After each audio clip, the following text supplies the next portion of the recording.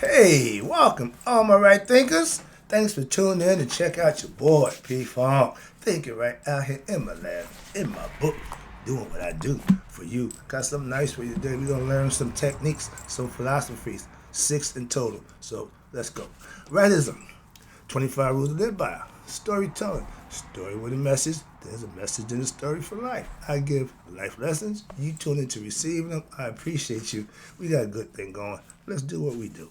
Right thinking mission. Yeah, I'm on it. Is to enlighten, inspire, educate, and motivate you, the individual, to a higher spiritual level of enlightenment. Right thinking way of life through mental and spiritual discipline, practice daily, will help and guide you to obtain your goal of reaching spiritual enlightenment, aka know thyself. My mission is that all right thinkers know thyself.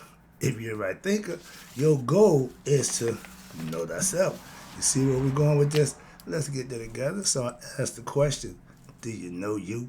You will when I'm through. It's rhetorical. But if you don't have the answer for yourself, tune in. I can help you with that. That's what I do. A person who knows not and knows not that they know not is foolish. Disregard them.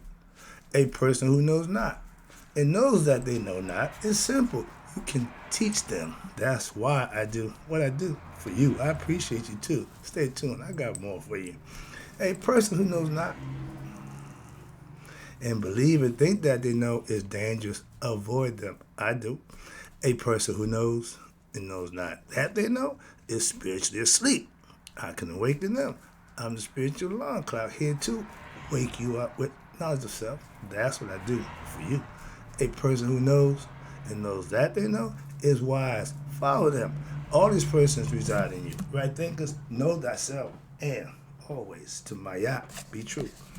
We're going to go to the Sema Tawi style of philosophical styles of yoga.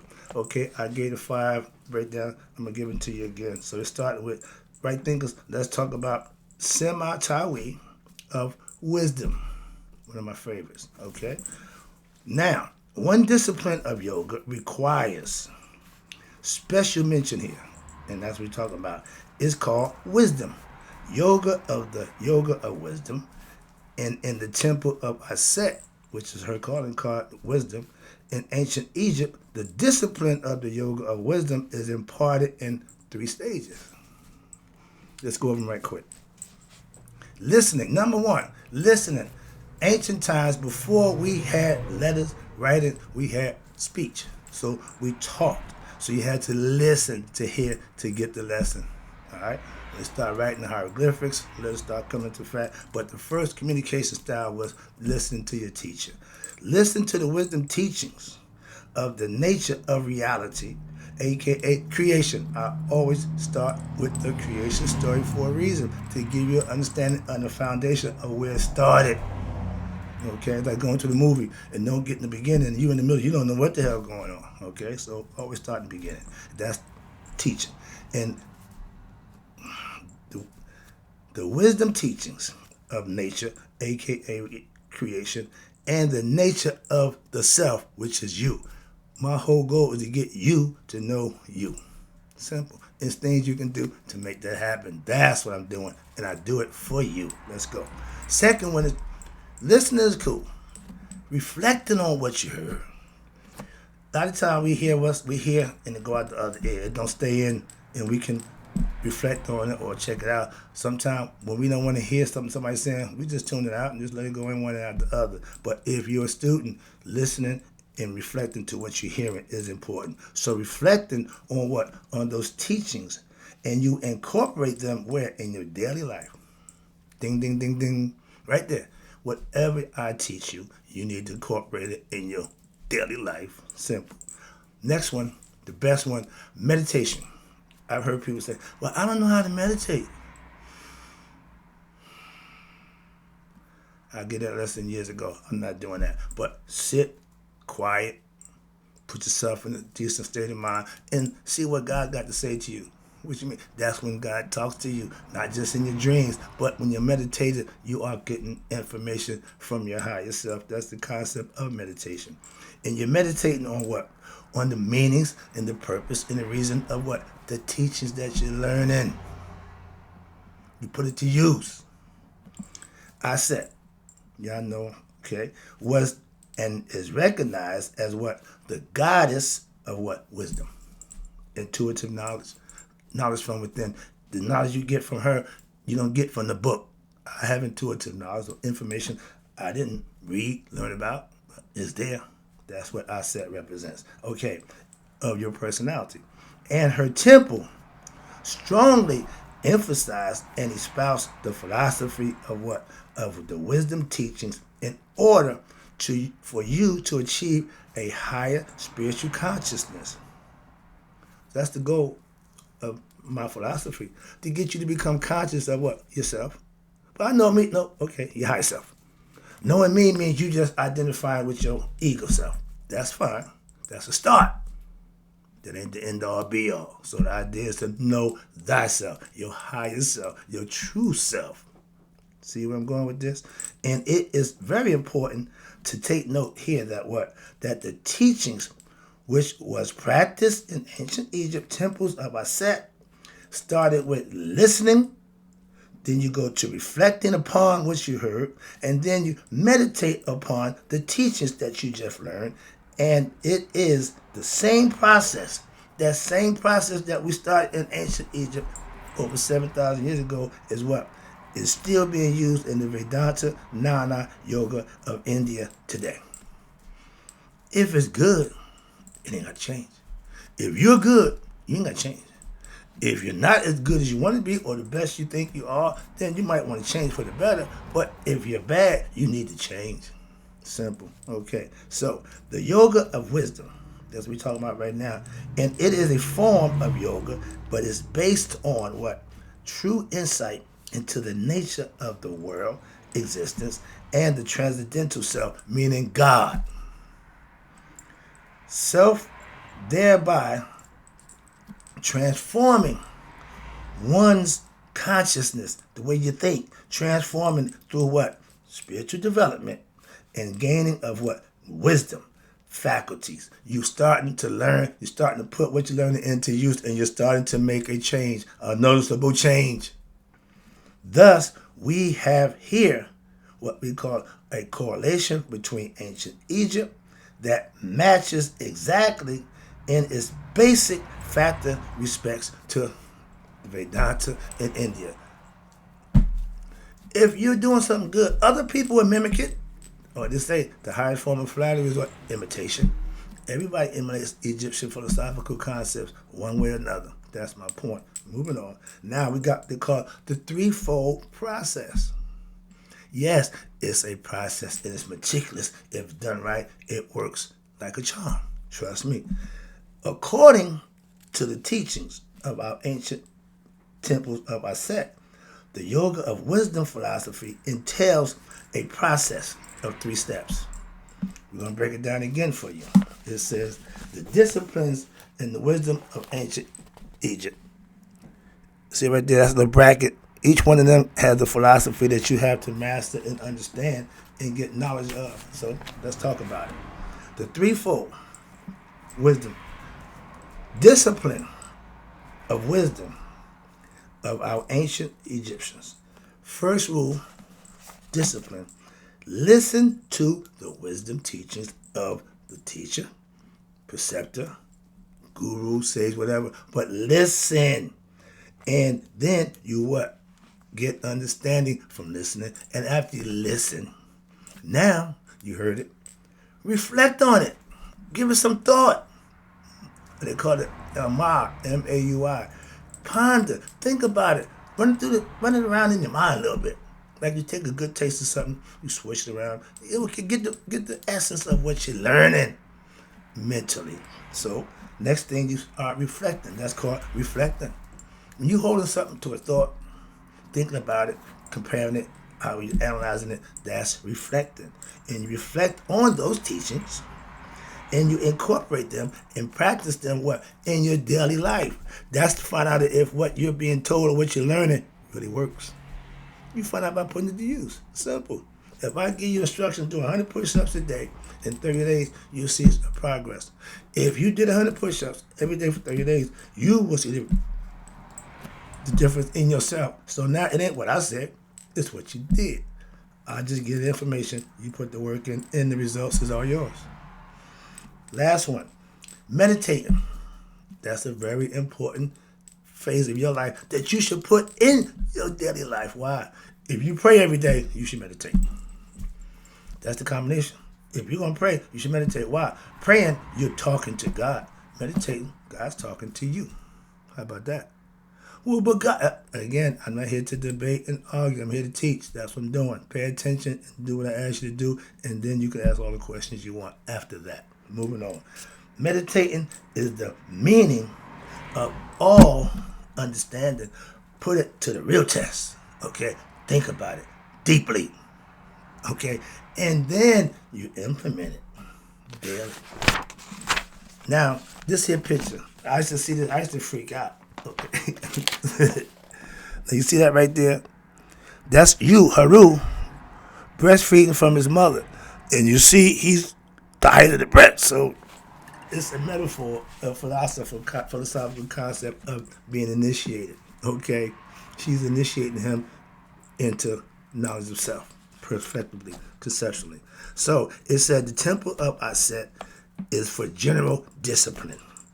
It fills the ears to what? Listen attentively. And listening to wisdom teachings, having achieved the qualifications of a right thinker or aspirant, meaning you just tune in. That's what you got to do. Tune in. All right? You won. And there is a desire to listen. If you tune in to me, it's something you want to hear. That's why I'm doing it for you. And to the teachings from what? A spiritual preceptor, a.k.a. sage, master teacher, preceptor, Sabai, whatever you want to call it, okay? But there is an increasing intellectual understanding of the scriptures and the meaning of truth versus untruth. I'm giving you the understanding of what is true, what is real, so you can know the difference between the two. Real versus unreal. Again, temporal versus eternal. Mortal, immortal. We are spiritual beings, which is immortal, having the human experience, which is mortal. So the mortal part is going to die out. Spirit goes on. That's the concept. It's always been that way where we at. Now, what happens? Scream, okay. The glories of God, blessings that's bestowed on you for what you did, is always good. On what? And they're expounded. And the mystical philosophy behind the myth is given at this stage. Storyteller is important to give you the concept. The ritual part about learning about story is you implement it. You become the story maker. Okay, you become one with the person you're talking about. And Christians is Christ. For me, it's Haru. Moving on. Now we get into Ma, M-A-U-I. I told you that means to what? To think, to ponder, to fix attention, to concentrate. Give it some thought. That's what Ma means. It means reflection. Simple as that. See? Reflecting on those teachings that have been given to you, that you listen to, and you living according to what? Those disciplines that you learned. And it is to be practiced practiced daily until what? The wisdom teachings are fully understood. You work towards getting mastery of a concept that you may not know or understand when you first start out. But the more you practice, the more you study and understand it, it becomes repetition. Now it becomes habit forming. It becomes muscle memory. Doing certain things is just natural to you. That's what I mean by putting it into your everyday life. Practicing it for yourself. Reflection implies what? Self-discovering for yourself. Whatever I told you, whatever message I'm trying to get across to you when I'm talking to you, you have to take it in, decipher it, reflect it, meditate on it, and get understanding for yourself. That's teaching, and that's called learning. Intellectually, you're supposed to listen, and at first, what? The teaching of oneness, which is what behind the multiplicity of life in the world, by engaging in what? Intense study or inquiry into what? The nature of one's true self. You want to know you. If you make you to study, you will find you. Why? Because if you do that, you have to go inside yourself, and that's where the true you lies. Trust me. And where we at? We are down the first. Okay. And other things we did. Okay, in church, they sing hymns. So chanting, hecker, where's the power? Okay.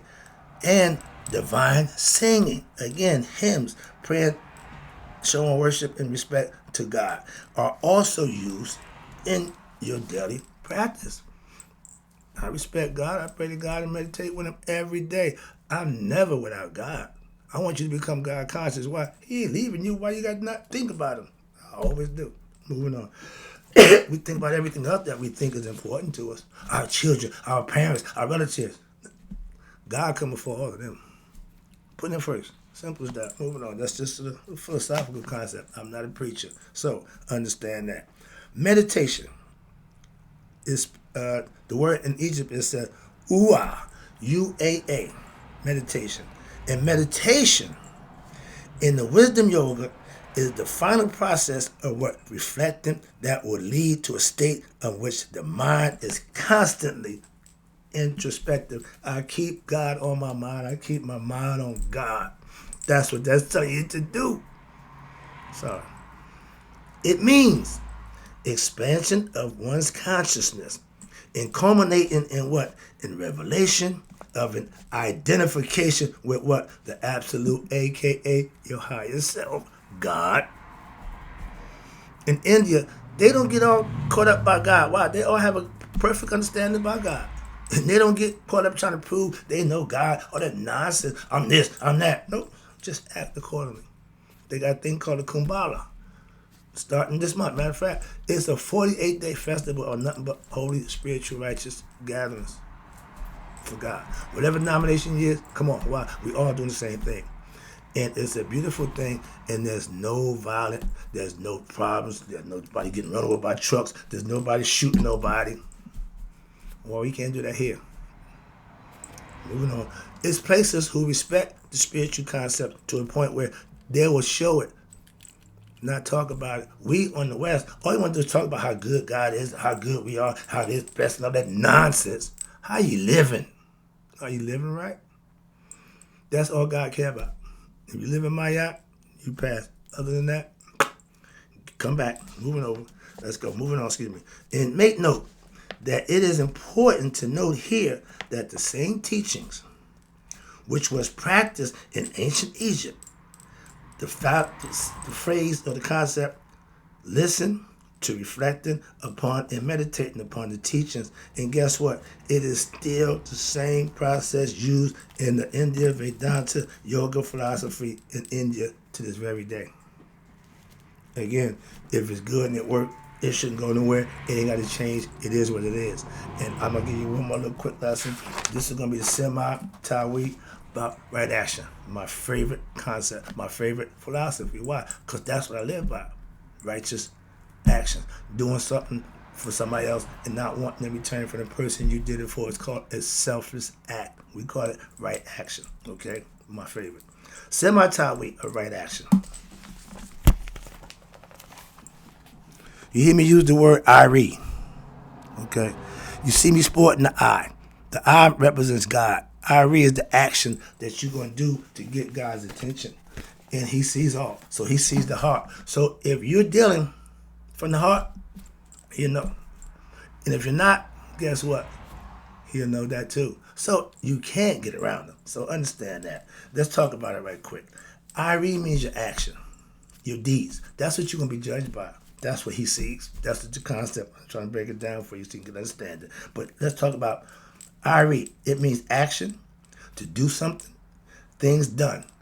And for that, for every action, there's an equal and opposite reaction. We call it karma, cause and effect. Because you did this, the effect is going to be this. If you do good, you get back good. You do bad, you're going to get back bad. Simple as that. That haven't changed. That's not man's law, that's God's law. That's why it haven't changed. Moving on. Now let's talk the general discipline. In all the temples, especially the temple of Haru, built in Edfu. Now Haru is man in the flesh, a.k.a. y'all calling Christ. Watch this. Now scripture from the Per M Haru, we got our own book. a special scripture that including is even on the Berlin papyrus and other papyri. They take everything we have from the graves and stuff and make it famous in the museums and all this good stuff. Okay, I wonder why. Number one, when you learn ethics, that's what Mayat represents, and the law of cause and effect, again, Mayat, and you practice right action, aka offer up a selfless service, the 42 perceptions of Mayat, precepts of Mayat, negative confessions, you follow them to what? To purify the gross impurities of your personality. That's taking off all the superfluities, meaning all the artificial, fake bull crap about your personality. You slice away, getting down to the essence of who you are and being a better person without all that nonsense. Okay, that's the purpose of the 42 confessions of Mayat, to get you to better yourself. I used it; it works like a charm. I tell you, and I just found something out. Them LGBTQ people, they done got to my people. They re-ring. I asked the AI for the new Mayat 42 Confessions, right? Now, I got the original, okay? I got the original. The new one, they done reworded phrases so they don't take you no more. I have not lain with the same sex. I have not had homosexual activity. They took that out of the 42 Confessions of Mayat. I am so pissed. Really? Really? Oh, man, so I'm going to read the 42 Confessions of Mayat. It's going to be from the original, and you'll see the difference from the original to the new. I'm going to break that down for you, but right now I want to get that out. That's coming up next. I got that for you. But that's information. The 42 Confessions of Mayat, it controls the body, the speech, and your thoughts. Speak Makaru. Think positive and good thoughts. You keep the body in physical good condition. I'm in the gym every day before the sun come up. I'm home practicing, studying, and getting ready to do what I need to do for you. I'm doing that right now. My day started today at 4:30. Moving on. Practice. Again, practice what? Cultivation of your higher virtues. Selfless service. Just do good things. Just do good. Just be good. Just offer goodness. You'll get rewarded for that. Not from the people you know. They don't have you helping them, so they ain't got nothing in return to give. You shouldn't ask nothing from them. Just help them out. And guess what? You get yours from him. I learned that a long time ago. That's why I do what I do pretty much every day for you. Why? I get blessed for doing that. And most other things that I do. How about that? Moving on. So, when you live in a selfless service, offering up good things, that's how you purify the mind and you're increasing the intellect from your subtle impurities to become better in the physical part. Okay? You're going to do good things for other people. Not just think about them. Okay? Not just pray about them, but you're going to be about them. That's the second part to spiritual discipline. Number 3, and this is one that's important, devotion to God. All you Christians, everybody who's religious, claim to be devotees of God. Saying you are don't make you a devotee. Showing it, living it, being it shows you are. That's what you're going to be judged by. So I don't go for a whole bunch of, I'm this, I'm that. No.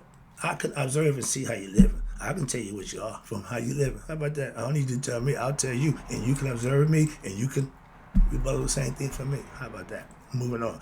I'm not judgmental. I'm just observant. And I pay attention, and I'm aware. I know right from wrong. I know good from bad. Simple as that. Moving on. And these are the things that you do for yourself. Devotion to the divine. Everybody wants to worship on Sunday. Everybody praise the Lord. Everybody holier than that. But what about from Monday to Sunday? You just wild out. You put God on the back burner to Sunday. Okay, I pull him off the shelf. I got to do my Bible, get my church clothes. I'm going to go and act like I'm righteous.